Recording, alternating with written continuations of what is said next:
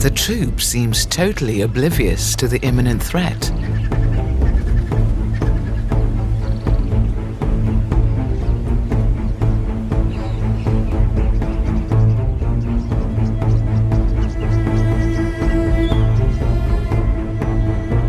She's exposed, yet remarkably unseen in the open.